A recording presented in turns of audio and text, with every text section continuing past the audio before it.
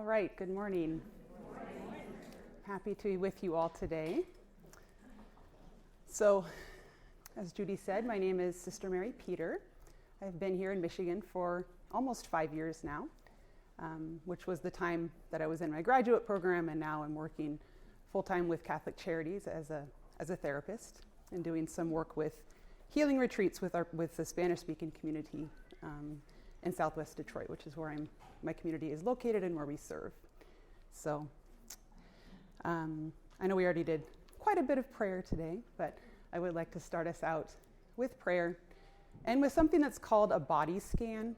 And so I'm just going to invite each of you to just to tune in to your own self.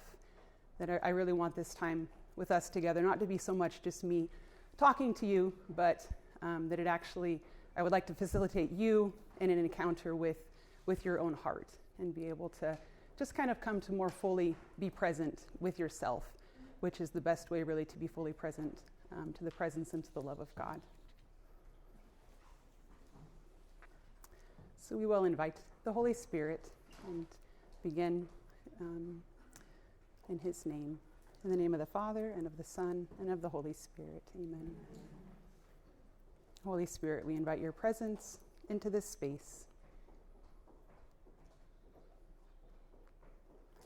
And I ask you, Holy Spirit, to just be near and in each individual heart in this room.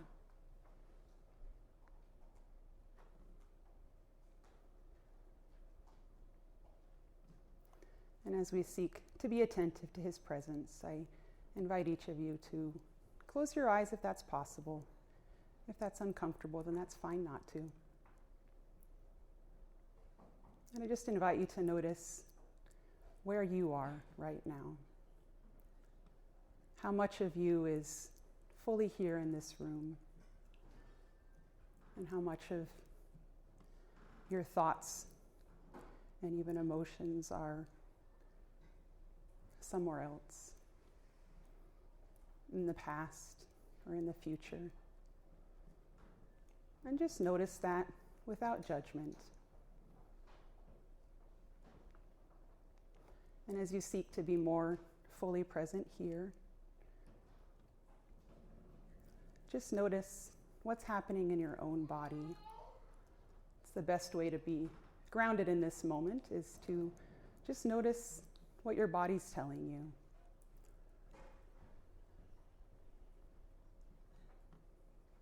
Maybe start with feeling your feet on the floor.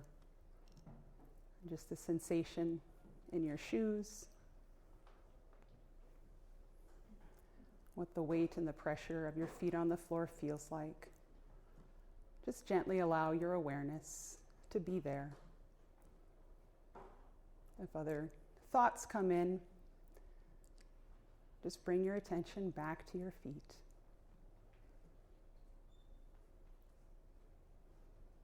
And when you're ready, just move your attention towards your knees. Maybe the weight and the feel of the chair on your legs.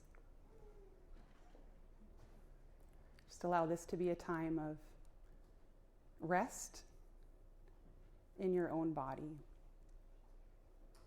Our mind can lead us so many places, and it can be such a relief to come back to ourselves.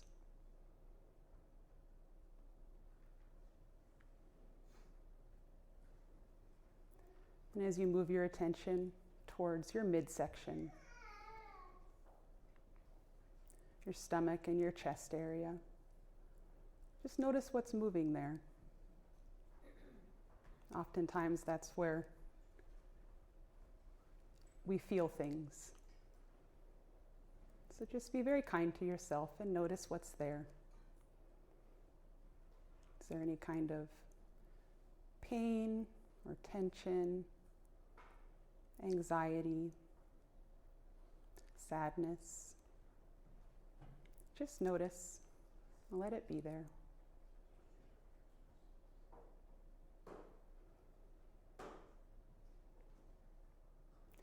When you're ready, gently move your attention to your shoulders, where we often carry a lot of stress and tension. Just notice if there's tension there. If you're able to let it relax. If not, even just noticing it is a gift.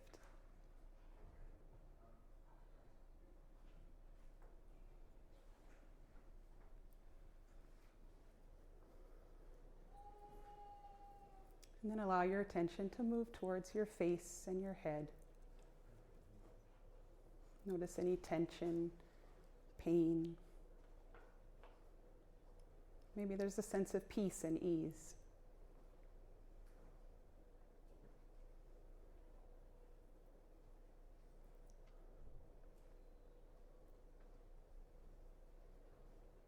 Notice where your thoughts are. And can you bring them back into your own body?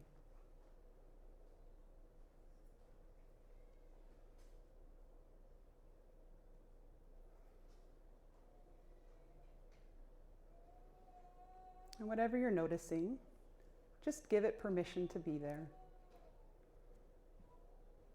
If it's something positive and nice, give it space, allow it to be there. If it's something a little bit more distressing, uncomfortable, you can also give that space and allow it to be there.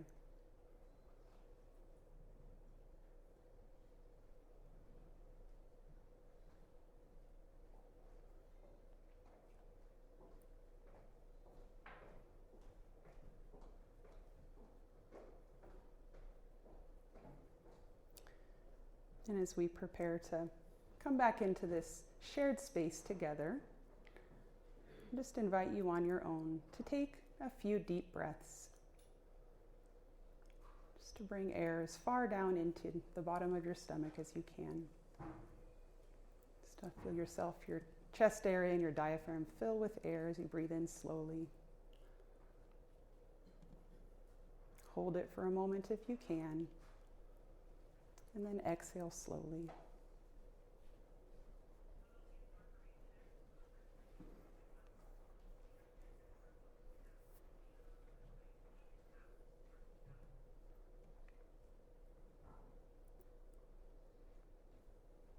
And then just kind of wiggle your body a bit if you can to bring yourself back into this space. Move your shoulders, adjust yourself in your seat, stretch if you want to.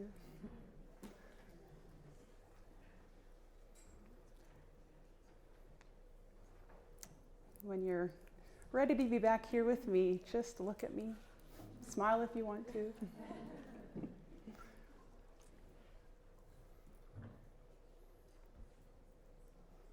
So my desire, as we're talking today about being a daughter of the King, about what it is to be a daughter of the Father, is that we would be able to believe that in a deeper way. Because oftentimes, we can know that intellectually. It can be true in our head. And there can be quite a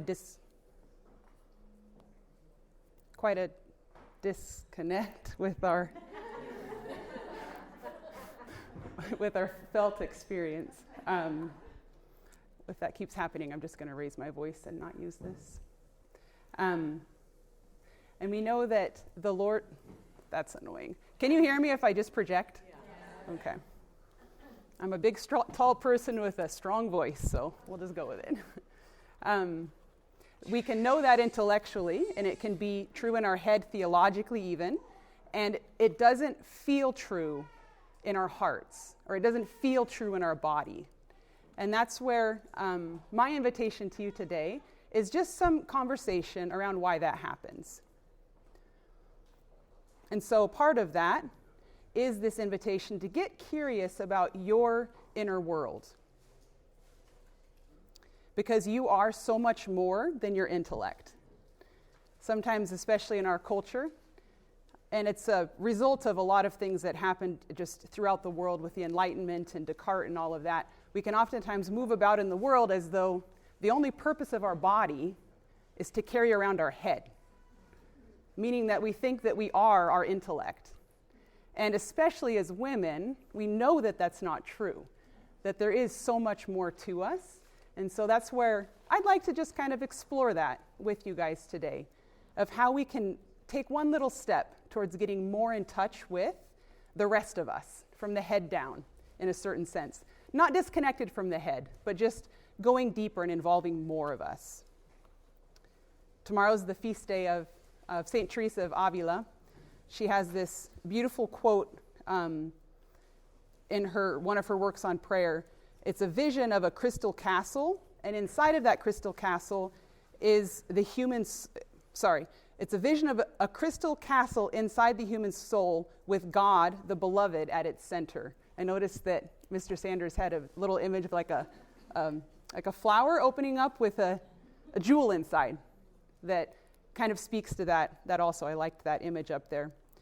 And Teresa says, the journey to union with the beloved is a journey home to the center of ourselves. The human soul is so glorious that God himself chooses it as his dwelling place. The path to God, then, leads us on a journey to self-discovery. To know the self is to know God. To know the self is to know God.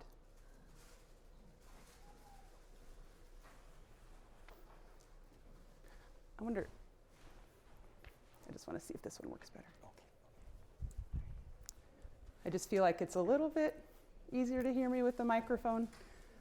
But, okay, we'll see how this one goes. And there's another, no, it's not. Is it? Okay. So in Luke 12, Jesus tells us to love the Lord our God with all your heart, all your soul, all your mind, and all your strength. And the second commandment is to love your neighbor as yourself. And I think oftentimes we sort of overlook that. But according to Thomas Aquinas, that's not just like a side thing of like, oh, by the way, you have to love yourself. But it actually, what he says is that you love, I want to get that right, you will love others in the way and to the degree that you love yourself. You will love others in the way and to the degree that you love yourself. And so often, we have this inner dialogue going on of being really hard on ourselves. And it inevitably will happen if we're being hard on ourselves.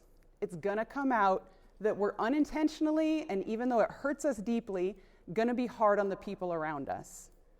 Because we do love others in the way and to the degree that we love ourselves. And we so often have been taught from when we were very small to dislike ourselves. And that animosity of me within me is it's so painful and disruptive, and it's not how we're created to live. And so the Lord knows that if we get that straight, if we at least try to straighten it out somewhat, of that relationship of me within me, it's going to become... Can I help you out here? See if we can give us some consistent sound. Thank you. Thank you. Okay. Ooh, that's nice.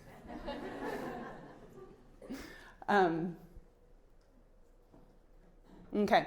Because what happens when we don't have that, when we don't have that connection within ourselves to see ourselves in goodness, then we end up cutting off everything from here down and just trying to force ourselves to do the right thing.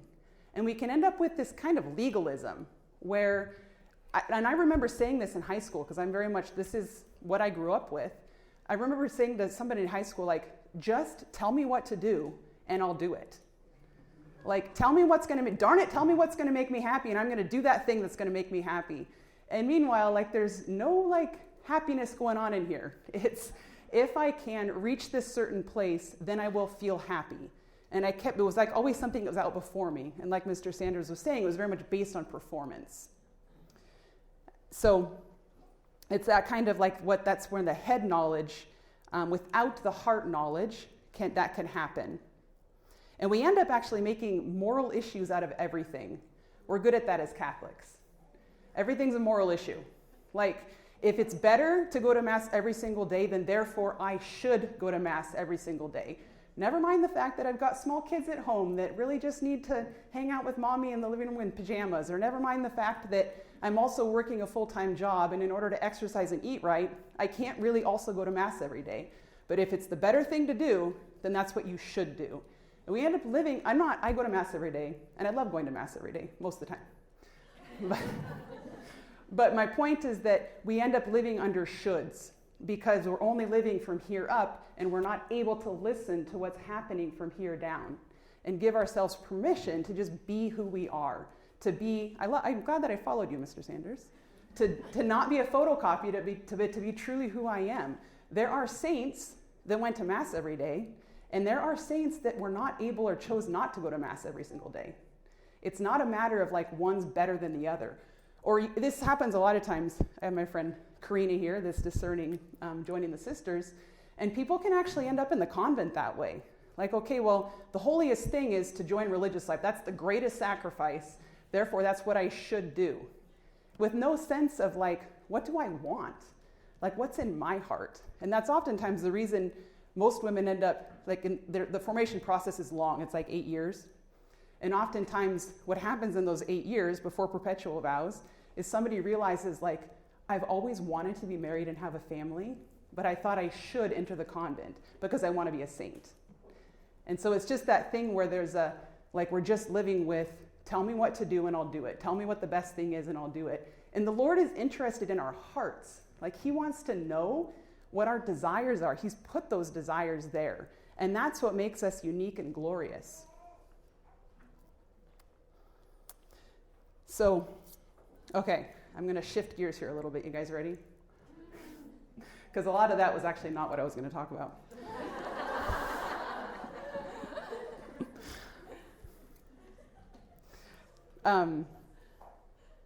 So I actually want to talk about trauma. Are you guys okay with that? Because that's the therapist in me. I've got the spiritual director me, and I've got the therapist me, and I felt like I was going to be a little bit more in the therapist me today. So the reason why we do that, why we disconnect, is because of trauma. And by trauma, I don't mean like necessarily, it could be, for some of us it is, like really big bad things that happen to us, but trauma is also not receiving the things that we needed. And so there's that difference between acute trauma, which a lot of us have had, but there's also just as much damage can come from developmental trauma, which is not receiving the things that I needed, because especially with that kind of trauma, is that we grow up thinking that's just normal. And so our hearts as small children get very used to thinking this is just the way it is. Like, this is just how it's supposed to be. And meanwhile, there's very real emotional needs that are not getting met. And so it can actually be harder to kind of get out of that water and into the light of like how God actually loves us, because we think that's what's normal. That can also be the case with acute trauma, that we actually think that's normal too. So in both cases, what happens is that we stop trusting our body. We stop trusting ourselves. We stop loving ourselves. A child naturally is connected with his emotions or her emotions and sees themselves in goodness. Like, that's, if we're loved well, that's normal and natural.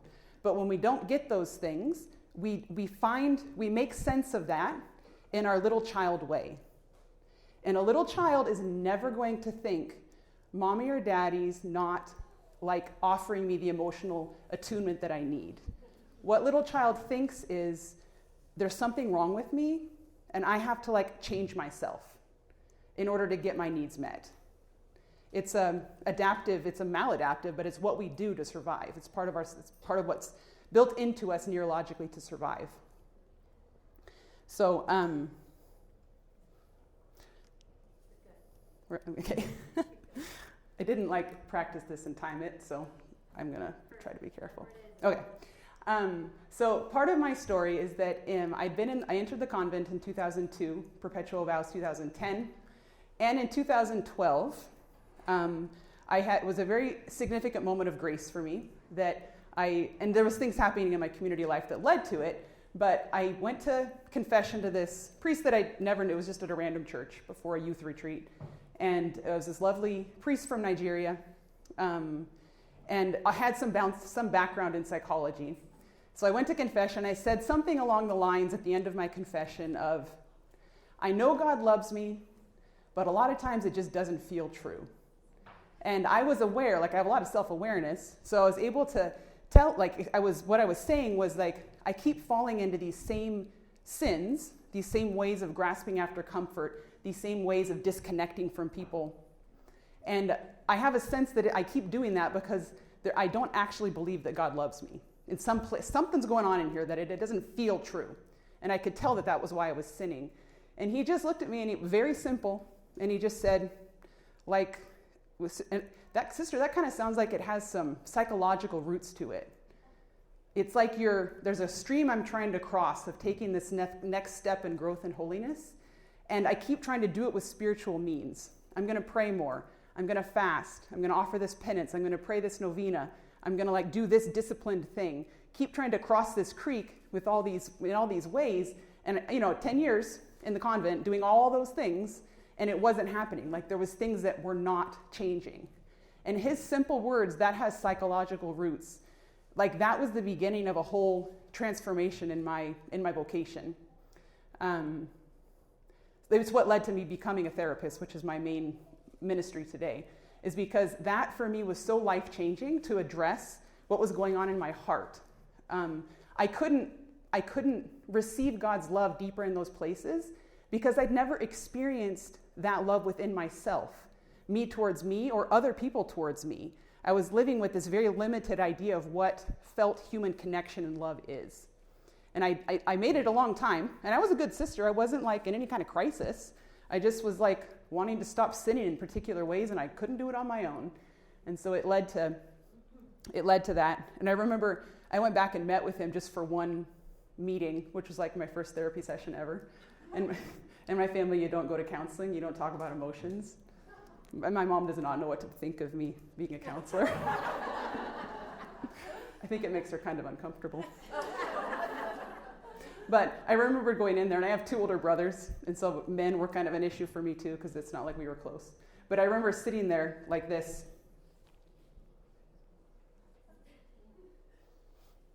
with that priest in his office at this little parish in New Mexico. And he just simply pointed that out. He was like, "You look a little bit guarded." And I just had never had anybody like notice. It was such a new experience for me that he actually cared that like I felt uncomfortable around men. It had always just been like this secret that I kept. Then I tried really hard to not act like it. Like we have priests in our community, and so I acted like I knew I watched everybody else, and I could be like, okay, this is how sisters act around priests.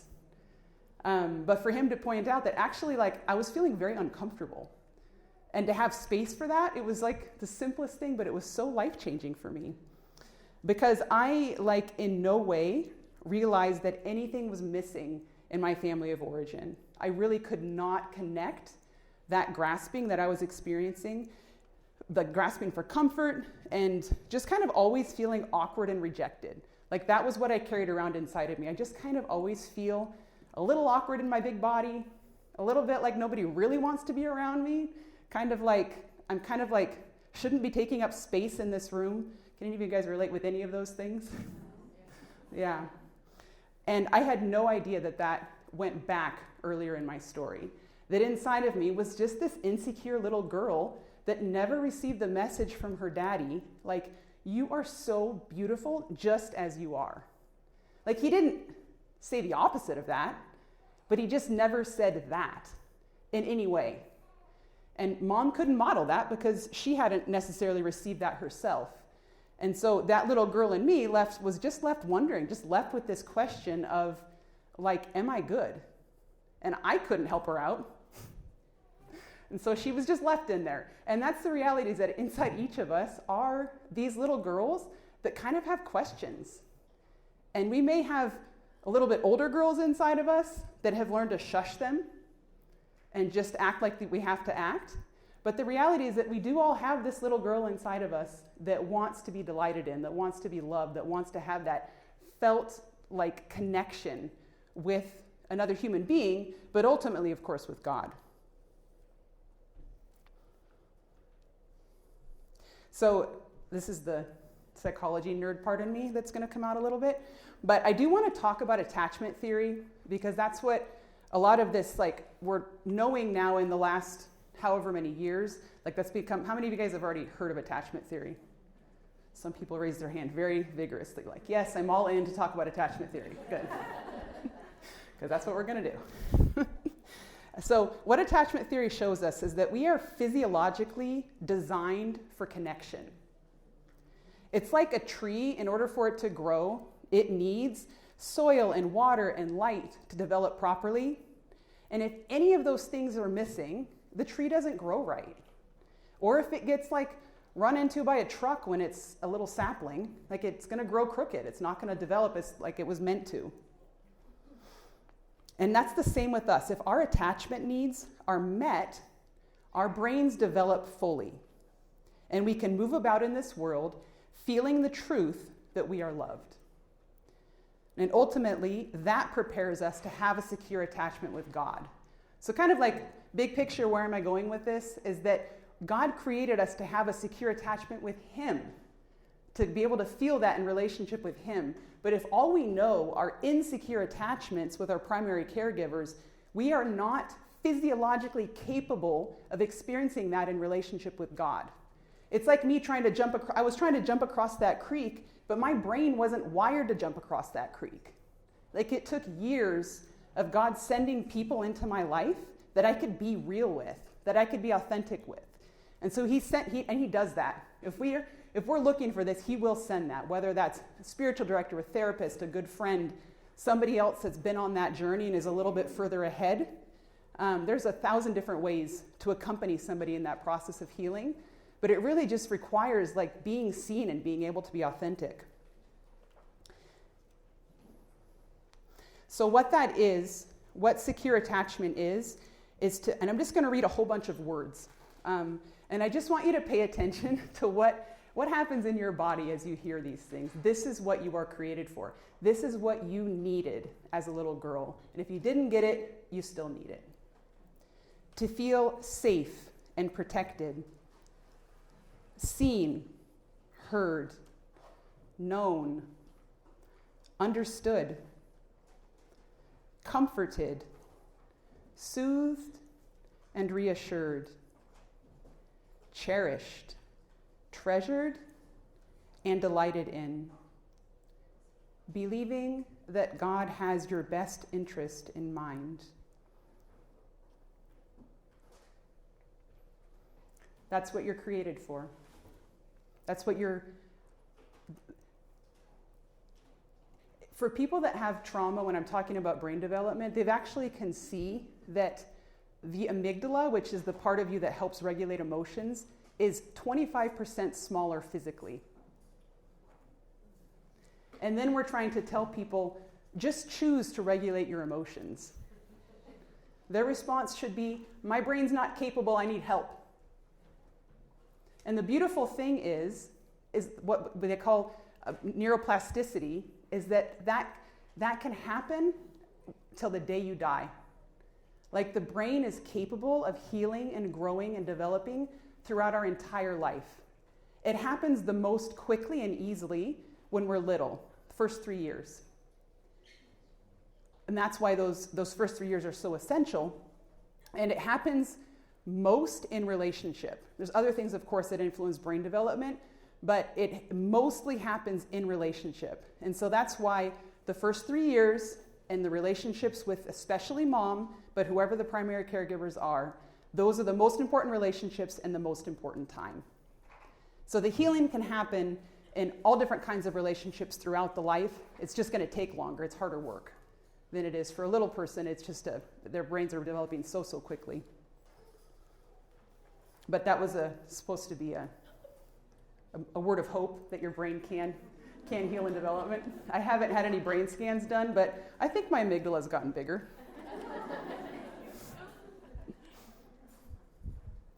And so I'm going to go through there's a podcaster that I love. His name's Adam Young, The Place We Find Ourselves. Has anybody listened to him? Good. Well, hopefully he'll get 100 new views from, he's a great guy. His name is Adam Young. The Place We Find Ourselves is the name of the podcast. Yeah. And so he talks about, he's taken attachment theory and he's broken it into what he calls the big six. And these are 6 things that we need from our primary caregivers in order to develop this secure attachment that I was describing. And so again, I'm going to do, I really am hoping, that this is sort of like, that even as I'm talking, there's kind of connections being made for you in your own story. So as I'm saying these things, just sort of be reflecting on, what was that like for me? What's my story? Because that was really, backtrack.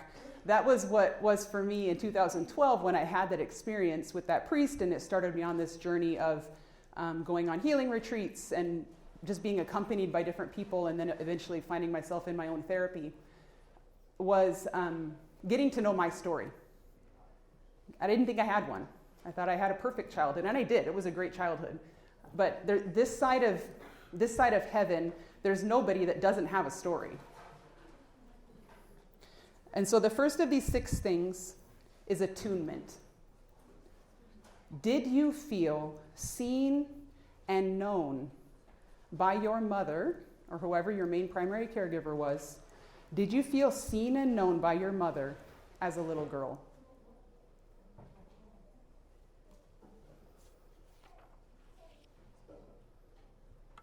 A parent that is distracted by their own feelings, their own needs, their own wants, and personal pain can't be attuned to their child's needs. The second one is responsiveness.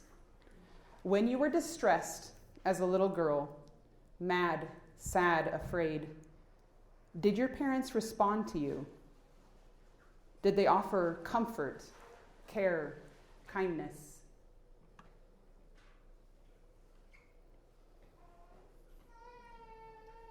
The third need is engagement. Did your parents have an internal intention and genuine desire to truly know you, to know your heart? Were they willing and able to engage with you on a heart level? Were you pursued by your parents? When you came home from school, something hard had happened, you're in your room feeling down. Did mom or dad or somebody close come in and just sit with you, ask you about it? Or were you left on your own?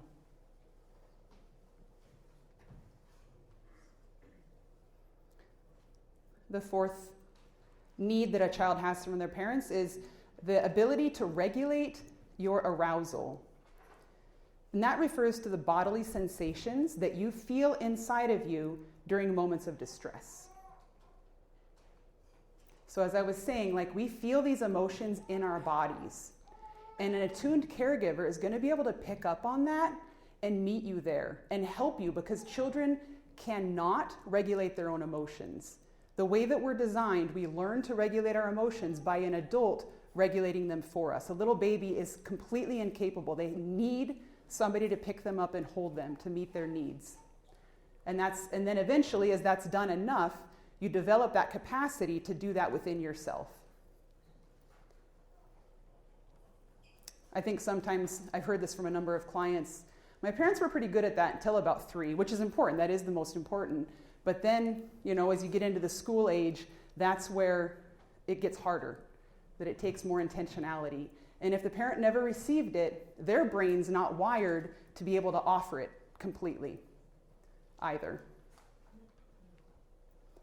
So I do want to just take a moment here and just ask you to think back to your childhood and think of a time that you were comforted. Because none of our parents got it, most of our parents did not get it wrong all the time, or whoever our primary caregivers were. So just think of a time that you were comforted, that there was some distress that had happened, and somebody was able to meet you in that. Just take a moment and sort of scan the files of your memory, and maybe even a body memory of a time that you felt that somebody responding to you in distress and helping you to regulate your emotions.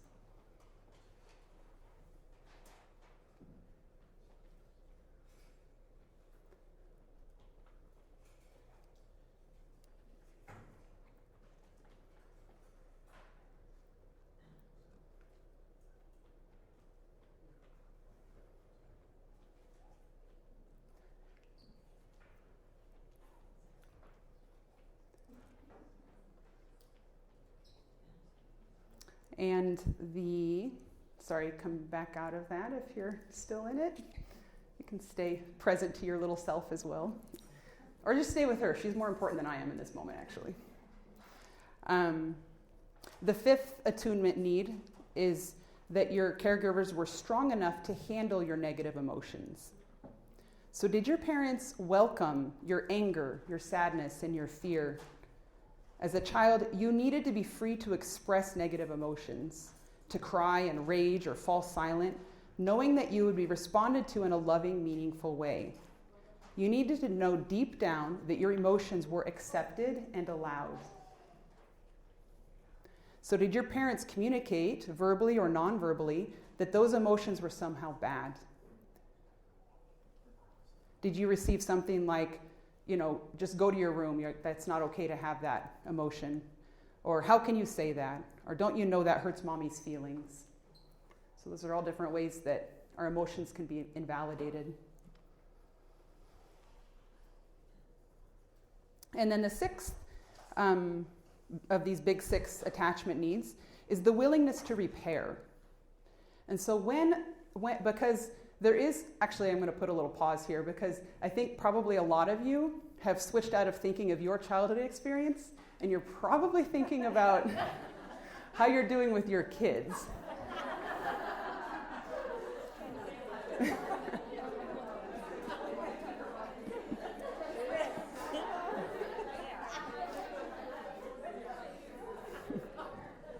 So I've got a bit of good news for you here too, is that there's actually such a thing as good enough parenting. And that means getting it right about half the time. 50% of the time, more or less. And the important thing is that when you don't get it right, that there's a willingness to repair. To be able to name, whoa, I totally blew it on that one. And invite conversation about that. That's actually, we need that because our little brains when we're kids actually need to feel the distress and then to come back into a place of safety. That develops strength.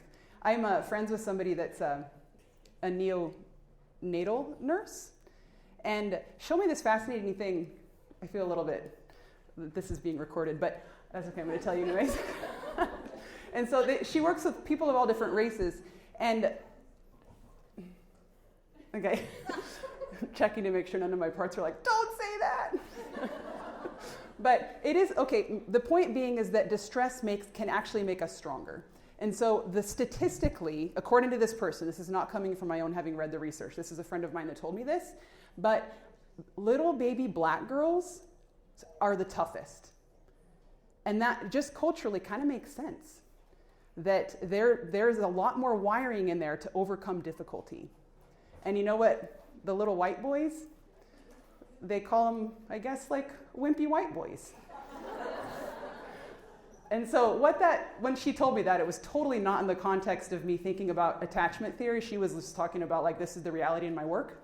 But it makes the point that when there's difficulty and we learn that we can overcome difficulty, we become better people for it. And so when we were little, when somebody came and apologized to us for not having attuned well or for having harmed us in some way, that actually can become something that we become better for it. The problem is that for most of us, that never happened. There was a lack of attunement and then life just went on. And so we're just thinking, okay, that's normal. Okay, that's normal. Must just be normal. This is just how life is. But when somebody can apologize to us, it just means the world. And even brain-wise, we need that. So what mattered to you as a child was not that your parents got it right each time, but that they recognized when they missed you or hurt you or responded in a way that didn't bring that comfort and connection. And so the other piece I was going to say about that, in terms of maybe some of you starting to think that of the ways that you're not doing this for your own kids, is just to give yourself this space right now to really focus on you. That's what you're here for. It's going to do your kids a lot more good for you to increase your own, what's happening inside of you, your own felt sense of safety. That's what's most going to benefit your children. Not taking copious notes of everything that Sister Mary Peters said secure attachment looks like. And the other thing too is that by being willing to engage your own story and do this work yourself to come to be able to have a felt sense of safety in relationship with others, and especially in relationship with God, is that you're not just going to like know intellectually how to be a good mother. You're actually going to like be. It's going to be in you. It's in your body. Because, I mean, we wouldn't want, like, none of us are wanting like a friend that knows how to be a good friend is going to try to act the part. Like, we want somebody that is a good friend. And that's how it is for, like, with this attachment stuff. If you feel safe and connected and seen and cherished and delighted in, you will radiate that to the people around you. And so really to start getting curious about yourself and wanting to come to a deeper place of groundedness in the truth of who you are is really actually what is most going to benefit your own families. Sure. Okay. I'm with you on all of this. This is something I've studied as well. And something I really struggle with that I'd love to get your insight on is number 5, where we're supposed to accept our kids, good, bad, ugly, and let them have a safe space to express all that. Where do you draw the line between not being a slave to your emotions and also like guiding them and coaching them on the proper way to respect your parents, honor your parents and your siblings, while also letting them feel like this is like I am accepted and I am allowed to, like, this is my safe haven where I can let out my negative emotions. Mm-hmm. Yeah, great question, Rachel. There's a difference between accepting that it's there and saying that behavior is good. And so to allow whatever that behavior is, even, to understand where that's coming from, a place of like there's an emotion there that needs to come out, and distinguish that from we're not saying that we're approving of the words or the behavior. And I think even just by asking that question, you're already in the right space to make that discernment for your family, because what you're trying to do there is allow room for the emotion and offer the guidance that a parent does need to offer. And so it's also important, because what I'm talking about here is not everything. You know what I mean? Like, there's so much more. I'm just hitting on one point. And so everything else that you've already learned about parenting is still valid in terms of guiding your children, teaching them the truth. They do need to know, like, this is what a loving action looks like. And so it's not as though this is 100% it. So I don't know if that somewhat answers your question, but leaving space for it without necessarily like encouraging whatever that is. And, okay, another piece of that would be to not shame it. And so you can name, like, that behavior was unacceptable. That's very different from saying good boys don't feel that way. So there's a distinction there between, because shame is putting like an identity thing on that child versus being able to name what's acceptable and not acceptable in this house, behavior-wise.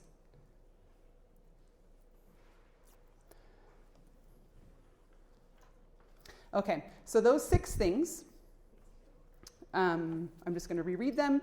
Attunement, responsiveness, engagement, ability to regulate your arousal, that they're strong enough to handle your negative emotions, and willingness to repair. If you had those 6 things, then you most likely developed a secure attachment. And if not, then there's some form of insecure attachment, which I won't go into today. There's different kinds of insecure attachment. But if where do I want to go here? The reality is that we are created for Eden. We're created for perfect love. And our little brains know that. Like, we are born into this world longing for that, looking for that, needing that. And it's only because of sin in its various forms that we stop longing for that.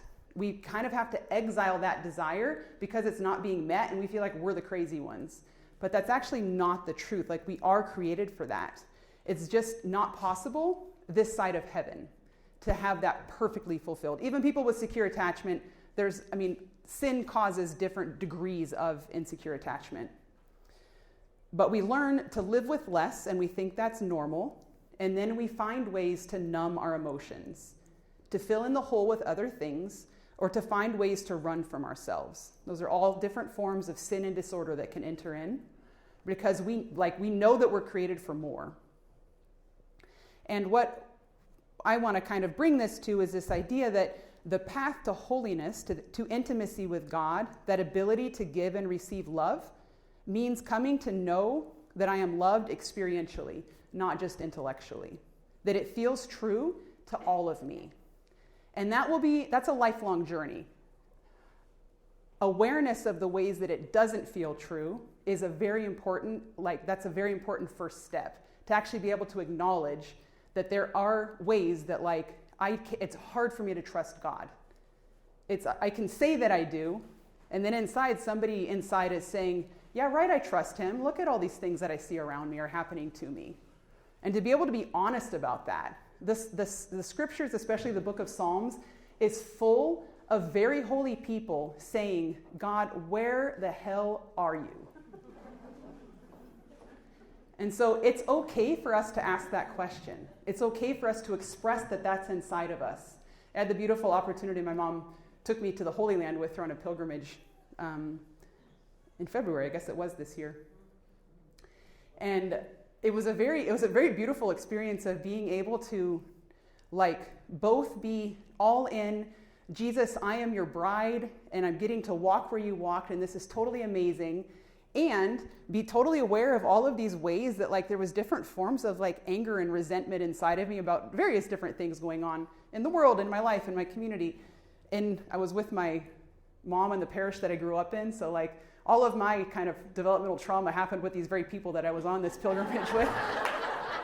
So they weren't quite up for engaging with me in a conversation about developmental trauma, but inside I was thinking to myself, and this is why I never learned to talk about my emotions.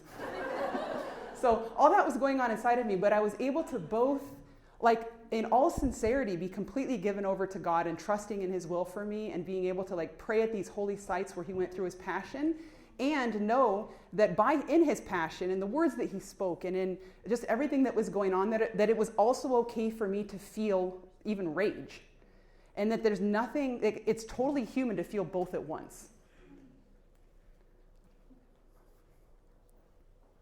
And so those parts of us that have not encountered the love of God because your mother or whoever were your primary caregivers were not attuned, those are there.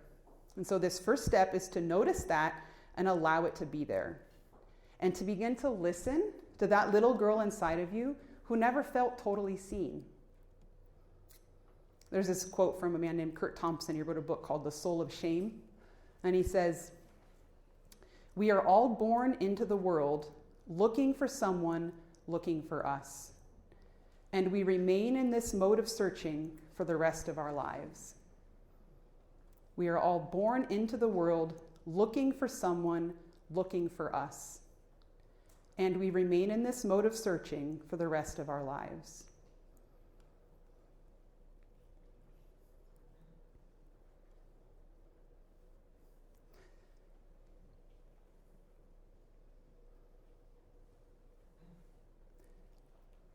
Judy, am I out of time? No. How much? 4 or 5 minutes. Okay.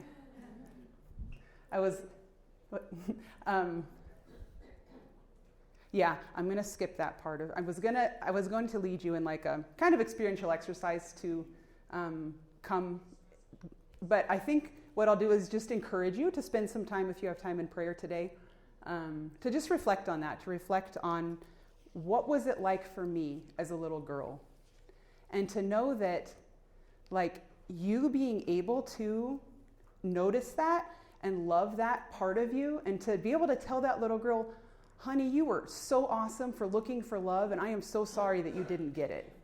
The reality is that adult you can offer that attunement to little you. And that adult you becomes the one that shows the human love of God to that little part of you. And so even to be able to picture the Trinity, Father, Son, and Holy Spirit, or one of those persons, or a Blessed Mother, whoever you're most comfortable with, to picture them holding you as you hold that little you. because it is not too late for that little girl to receive the love that she was created for. And there's some love that she needs that only you can offer her. So in all of the ways that you continue to turn against yourself or believe those shame lies that there's something wrong with me, I'm not good enough, I'm awkward, whatever, I'm too much, I'm not enough, whatever that shame is telling you, there's a level of self-acceptance that only you can offer yourself. The love of others, the attention of others will never be enough. There's also love that little girl in you needs that only other people can offer. We need those relationships. And so is there somebody in your life that can accompany you in that process of being real with what it was like for you and how that's impacting you today? And there's also love that little girl inside of you needs that only God can offer. There is no human love that will be enough to fill her needs because she's created for perfect love and this world's been shattered.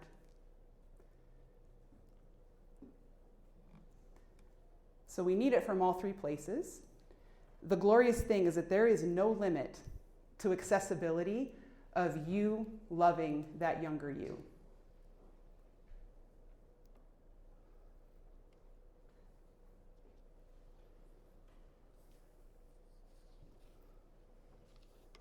Kind of a dramatic and rough end, but I'm just going to land the plane there.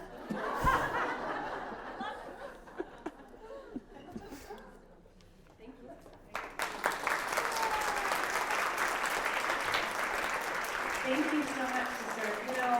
I think it's so very important that we hear good psychology, good counseling, good therapy, because the world right now wants to take psychology and flip it on its head. So many places want to take who we are and who God made us to be and distort it. And the psychology field is a place that has found a home for that, for trying to distort who we are. And so it's very important that we as Catholics, we as women, we as humans claim that back and have solid thoughts about who we are and who God made us to be and how he made us to think. And that's not something that we have to run from, because when we become whole, God didn't make us so that we could limp along, right? Like he's just going to cover, Protestant philosophy is just going to cover you up, and if you've got a broken arm, no big deal, he's just going to cover the broken arm up, and he's perfect, so that's good. No, he made us so that we will be whole. And post Adam and Eve, we